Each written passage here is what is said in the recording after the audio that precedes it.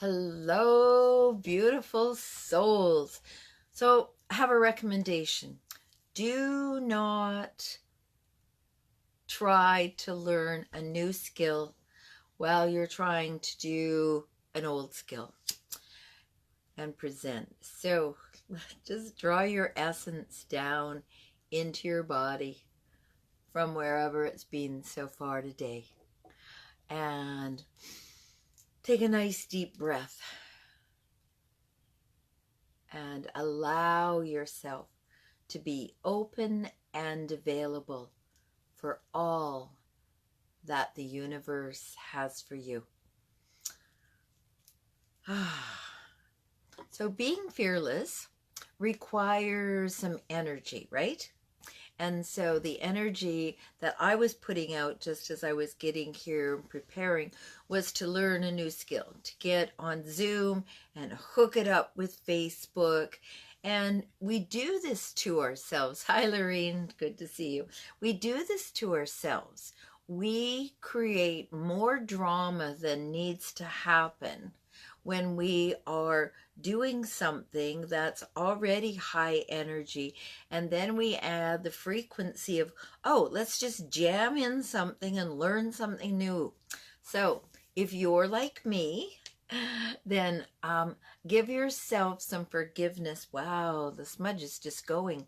Give yourself some forgiveness for that, because it is a foible that we all drop into, that we're attempting to do something, and at the last minute we decide it's a really good idea to stop doing that and learn something new. So there you go. All right, so that was my just before I got here. Tonight, what we're going to do in Fearless as fuck is we're going to look at our beliefs. Hey, Virginia, good to see you. So tonight we're going to look at our beliefs, because what we've done to date is I built us up to be at this place where we're ready to kind of uncover, emerge. Think about the caterpillar. Think about the emerging butterfly. So I've given you a foundation of understanding that the physiology, the way that the body responds to fear and excitement are very, very similar. Your heart beats, you get a little sweaty, a little flustered, your tummy goes round and round. The same thing happens in excitement. So those two things are very similar. And when you do an interrupt, I'm really big on just interrupt yourself. If you find yourself running down, ranting about something, just stop yourself. So an interrupt, an idea that this and that have similar feelings in the body, you get to be at choice with that knowing. And now that you've heard that, first of all, what you're going to do is you're going to wonder if that's true. So you might even put yourself into a situation that that scares you or that excites you, just to see if that's true for you. So physiologically, they're the same, but the way that we view them is different. If I'm afraid, I'm going to contract.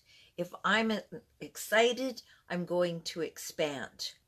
So once we have the same physiology, but then the mind kicks in, you know, that reptile brain back there that I taught you, the brain massage, you know, stretch your arms out, bend your elbows in, give yourself a little massage back there. So that part of you that always wants you to be safe is going to kick in, and it's going to tell you, oh, you ought to be afraid. But you're at choice at that moment. And what I say, if it's not a bear or a bus, then, you know, like you can settle in. Hey, Joyce, good to see you. So you can settle in, and you can You can make a decision. Do I feel like this is something I need to contract away from? Or am I at a place where I can expand out into exploring this? So one is a contraction away from, and the other is an expansion and exploring into. And oftentimes, how many times have you passed up something because you were afraid that you didn't know what was going to happen, or you couldn't do what was being asked, without even giving the experience an opportunity to for you to learn anything? Just one second. So, pardon me. So, we looked at that. We looked at the similarities in our bodies between the two things, and that then the itty bitty shitty committee and the reptilian brain kick in and tell you, oh, this is a conditioned response. But now you know all of that, you're at choice. Then we talked the next day, we talked about power.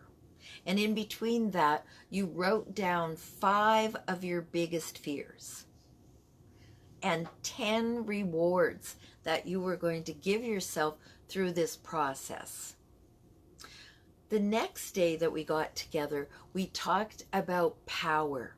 This is your essence. Your power comes from your core, from your essence, from your deep knowing, from everything in your gut that says, I'm me. We talked about the power of the mind. I just told you about the reptilian brain. We talked about the power of your voice. It used to be thought that if you had a desire, shh, don't tell anyone. And now the thinking is, I'm going to tell you so that you and I can energetically match, and my desire comes because I'm energetically sharing it. I'm energetically connecting with the feeling of it, and I'm getting you to energetically connect with that as well. So that's the power of your voice, the power of your body. When you start to move towards something, when you come out of being stuck and moving towards being unstoppable, there's a power of your body. There's a power of your spirit. I feel like I am spirit inspired and spirit guided. Like someone's pulling my chest and someone's behind me with their hand in my back, pushing me forward. So we looked at the power of spirit. We looked at the power of time. We all have this thought. We say this, right? Oh, time is an illusion. There's no such thing as time. And yet we get caught up saying that on the one hand, and on the other hand, when we want to change, oh, that's going to take time. Your mind can't wrap itself around that. It doesn't take time. You know what it takes? It takes a decision. Just one decision. One deciding. That's all it takes. Because after you decide, everything gets right behind that and you just truck forward. So this is the power of bringing the body, the mind, and the spirit together. So that now that you know all of that, you can look at your beliefs. So have you ever actually stopped and thought, what are my beliefs? What do I believe about this? What do I believe about that? We buy into really early on some pretty narrow beliefs. They're another generation's beliefs. They're not our generation's beliefs. And if you have some generations and you turn and you look, they're not the generation's beliefs after us either. So our beliefs are created by our environment. And now we're at a place, a really lovely place, by the way, which is internally stimulated and externally pressed upon, where we've got to look at our beliefs, where we've got to look at, does my behavior match my ideas about myself? Am I walking my talk? The way to know about your beliefs is to think about something that you desire. A desire is bigger than a want. A want denotes that you have a lack. A desire, you have a compulsion, sometimes an obsession, right? Or you have something that is absolutely irresistible. My calling to be, to walk the shamanic path, to be a shaman, to bring medicine and psychiatry and shamanism together into the beautiful offerings that I have, it was irresistible. I could not stop myself. It took me on some windy and bumpy roads that are pretty non-traditional, but it was absolutely irresistible. And following my belief that we're here to live in bliss and we're here for a higher calling than our ego, I went through some pretty potent soul lessons. And in doing this, I had to look at my beliefs. What were my beliefs about being a mother? Could I allow myself to have their fathers take care of them while I went on to school? And that was huge. And when we confront these things, what's my belief about being a mother? What's my belief about being called? You know, does one win over the other? We have a lot of this idea that you can't have it all. Well, there's this beautiful word. It's called ampersand. They've narrowed it down, limited it down to that little word A-N-D. It means this and that. So my belief is you can have it all. You just have to figure out what it is that's important to you. So you do that by looking at your beliefs, by looking at what are my beliefs about my value, what are my beliefs about how much money I allow myself to make, what are my beliefs about doing things that are, you know, I became a nurse. My belief was that this is what women do. They get out of high school and they become a nurse. So beliefs actually create your life. You create your life out of your beliefs. If you believe that you can trot yourself off to another city and be happy there, you will do that. If you don't have something, it's because you believe you can't. You don't believe you can have it. So when we look at what are our desires, whether it's a car, you know, having a desire is not non-spiritual. Actually, it's the only way, so take this in for a moment, it's the only way that spirit gets to taste and touch and smell and see. So when we have desires and we deny them, we're denying our spirit from having that experience. That's not, it's not your job. It's not my job to do that. If spirit wants me to do something and I have a calling, then my belief is that that's my job. So when you start to look at what are your beliefs around family, this is a good one, because we all have these crazy ideas about what we think a family ought to be based on some goofy TV shows. So what are families? What does that mean to you? What does family mean to you? And as you look at that, and if there's some parts of it that you haven't got, look at the belief behind that.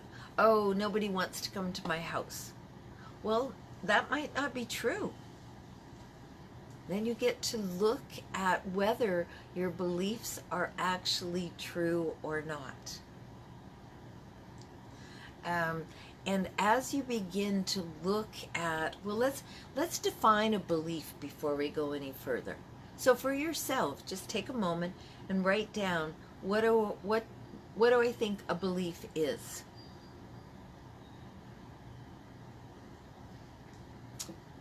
So a belief is really, it's so interesting to watch this. So you get this idea, right? Boom, you have this inspiration. And then it becomes a thought. And when that thought becomes an action, when you actually take action, then you manifest it. If you manifest it over and over and over and over and over again, it becomes a belief.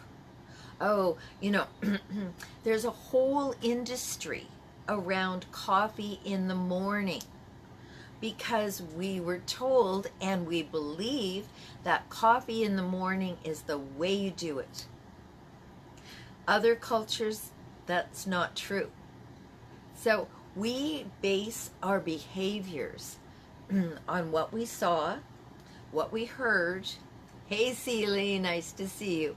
So our behaviors are based on our beliefs. And globally right now, we're being asked to look at that. So you get to spend a moment with yourself thinking about, what do you desire that you don't have? So because this is Fearless as Fuck, what I want you to do is I want you to actually do that. Maybe just one thing, because we're going to work with that. We're going to muck it about. We're going to transmute it, transform it, and we're going to do some big bear energy on it. So if you don't mind, just take a moment and write down one desire that you have yet to have, achieve, accomplish, whatever it is. And now I want you to write down what are the reasons that you haven't got that thing, whatever it is. It could be a Tesla, a master's degree, it could be whatever. It could be a partner, it could be a mobile home, it could be a new life in a new country. Why haven't you got that? And you'll notice that pretty quick, smart reasons start popping up, right? Real fast.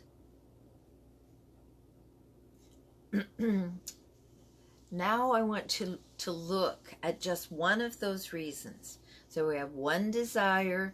We're going to look at one reason that you haven't got this thing. And I want you to just put your hand on your heart and close your eyes for a moment and tap in to a memory, a thought, an idea of where that limiting belief came from. It can be something so simple as this inadvertent comment, like, don't sing, and you stop singing the rest of your life because you took stop singing and turned it into, no one wants to hear my voice. So we do this, and then we live for decades out of this misinformation. That's all it is. It's just misinformation. And we build a life of no singing. It wasn't meant to shut down your fabulous voice. It was meant that, maybe something was going on that they needed to be able to hear. But out of this incident, and you'll go back and notice for yourself, out of this incident, we create this reality and live in this reality that was unintentional. So now you know that, oh, somebody told me to stop singing when I was 6 and I don't ever sing. You know where that belief that I can't sing or nobody wants to hear me. Got that? Is that making sense? Give me a thumbs up if that's making sense. And thank you for being here, everyone. I really want to appreciate you for that, because right now, nice. Right now, what's happening is we have the ability, because everything is so raw, everything is so new. We have the ability to go and heal those beliefs. We have the ability to right now think about, let's use that example, stop singing, and you've stopped singing, you're still stopped singing, and let's say you're 44, and it happened when you were 4. That's 40 years of living out of this belief that, is it costing you or is it serving you? If you never sing, it's costing you. And you can translate this into all kinds of other things about your life. If you don't have something, most likely it was at a moment when someone said something and you took it to heart and you've lived your life out of that. Well, now we had a look at the belief, right? I can't sing. We looked at the source of the belief. So now what do we get to do? You know what we get to do? We get to return that belief back to where it came from. So what we want to do is I'm going to get you to use your imagination right now.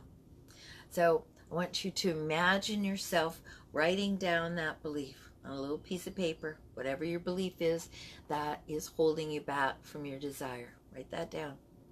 And now in your imagination, you're going to put that belief into a box and you tape up the box.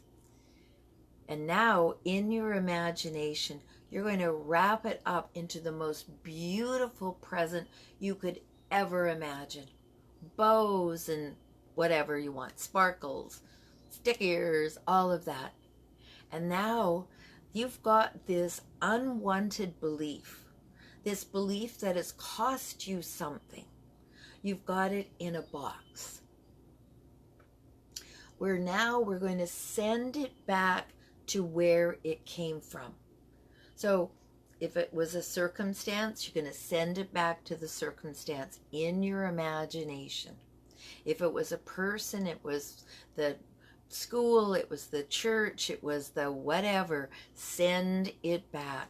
So this beautiful box, you're going to pick it up in your imagination and chuck it back.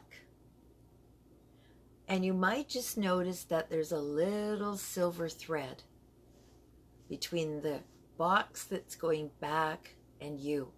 And you're going to use your scissors and you're going to cut it. So all of this stuff has been going on in your imagination until now.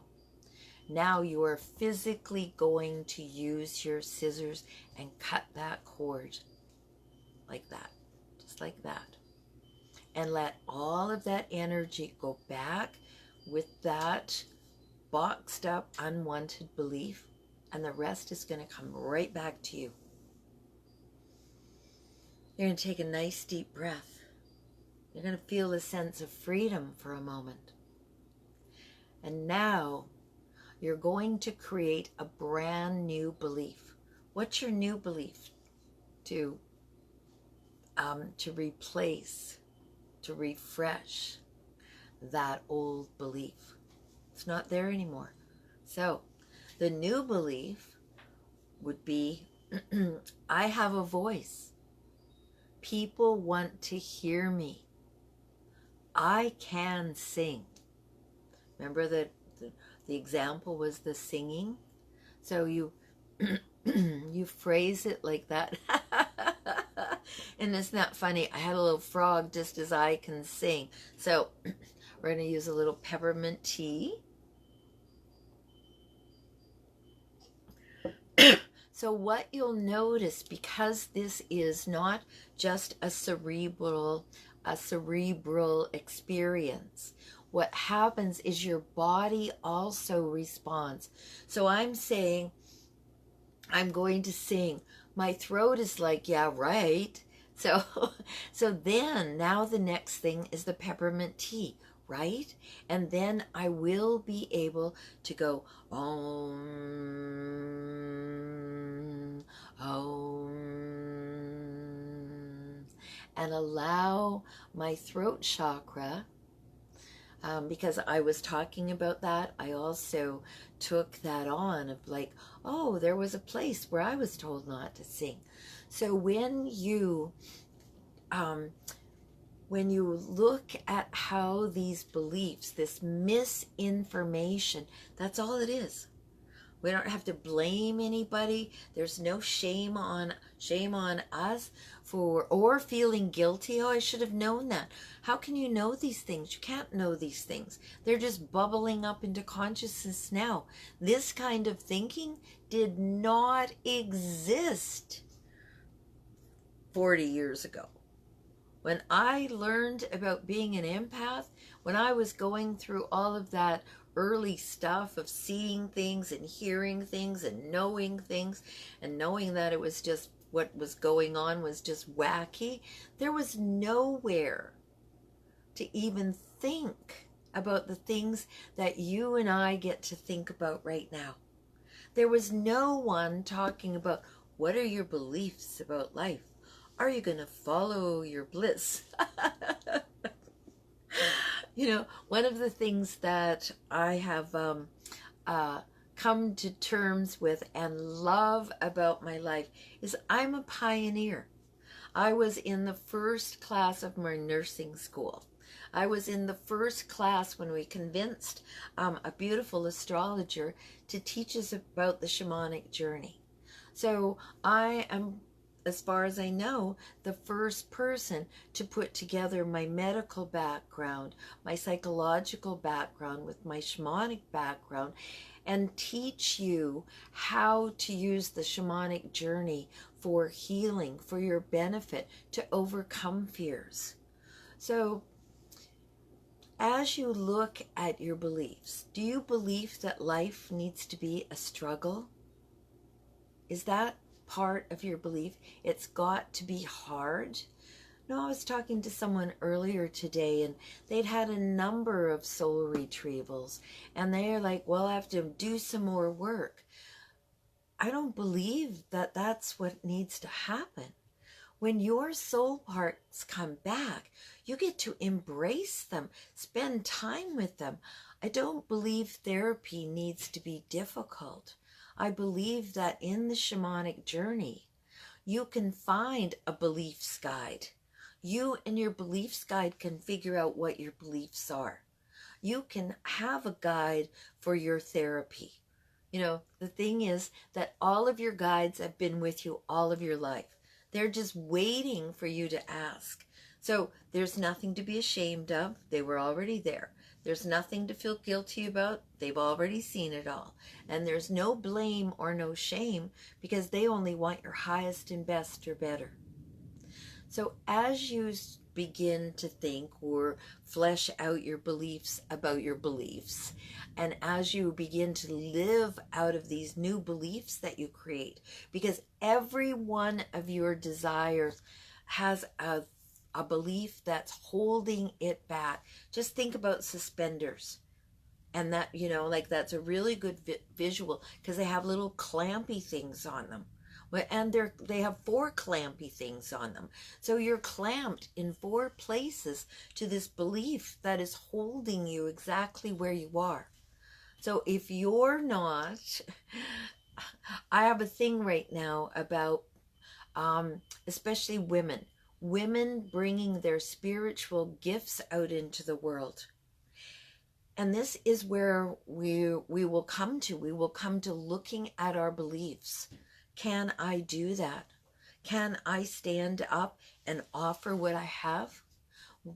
So here's what I'm going to tell you that I know. If you don't do it, if you do not overcome your fear, if your desire doesn't overcome your fear, then your gifts will never, ever, ever, ever, ever, ever, ever, ever be brought into manifestation.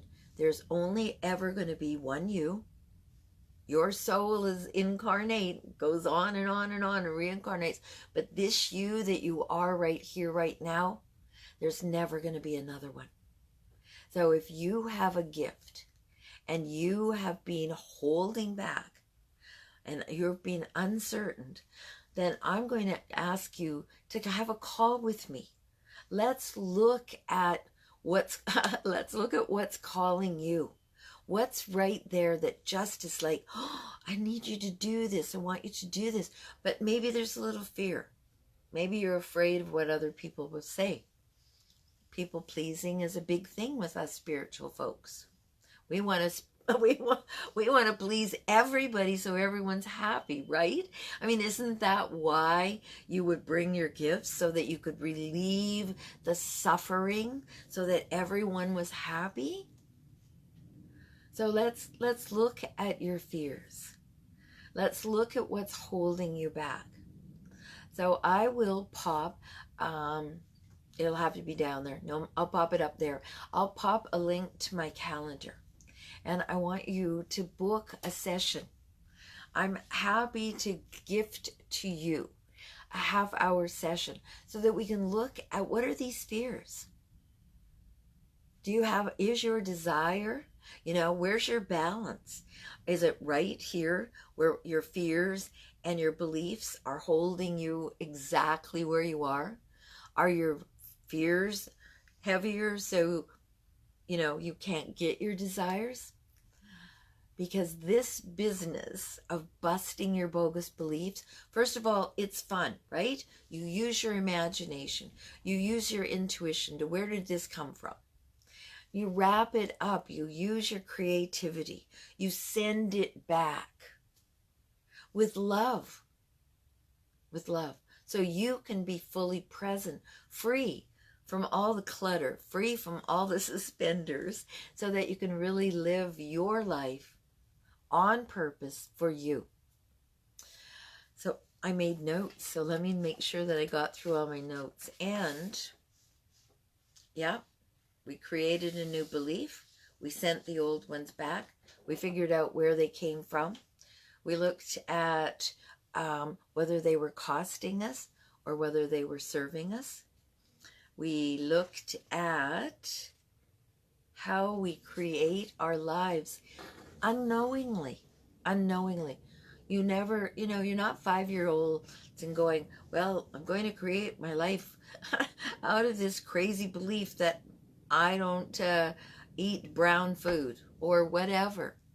But now you're at choice, because you know that fear is contraction. Excitement is expansion, exploring, going bigger, going further, going in a way that is enticing and exciting to you. So now that you know that physiologically they're the same, if there's no bear or no bus, you're at choice. So the first thing you want to do is anchor in your body by putting your hand on your chest, taking a moment, checking again, bear, bus, okay, no, I'm good. And then deciding, how do I want to respond to this stimulus? That's all the thing out there is. It's just a stimulus. How do I want to respond? Do I want to contract or do I want to expand? Looking at, when you have a moment after you decide, oh, I'm going to go into excitement, what belief would have held you back? Because it's still a little bit there. So then you get to look at that belief. So my beautiful enlightened spiritual warriors, thank you so much for taking your precious time being here. I hope that busting your bogus beliefs is something, oh, look at that, love, is something that you'll do. And I have a template, and if you, in the comments below, it's a PDF, so if you would like that, drop it below, PDF or beliefs, and I'll send it to you. And in the meanwhile, just take a moment and ground yourself and look around in love and see, where is your belief that love is more powerful than anything else? Where is it manifesting? You know, is it manifesting you pass somebody and you give them a wave? Is it manifesting because you leave your little note in your mailbox for the post person? Where are your beliefs manifesting? And if they're not manifesting in more joy every day, each day, imagine this, more joy every day, then please take the time to look at your beliefs, to source them. Where the heck did that come from? To ask yourself the important question, is it serving me? If the answer is no, then it's costing you. And then, are you ready? Not are you ready, pooey on that. Just, write it down, put it in the box, dress it all up and send it off. Cut the cord, create a new belief. All right, I love you. Thank you so much for being here. Love and blessings on all of you. And day 4 is on Thursday at 5 o'clock in the afternoon. So join me then for day 4 is Fearless as a Fox. All right, everyone, have a lovely rest of your evening. Namaste, aho, bliss, and in case no one has told you so far today, you are amazing. Thanks, everyone. Bye. Oh, Helma, hi, nice to see you. Hey, Julie, good to see you. Thank you, guys. Beautiful. Bye.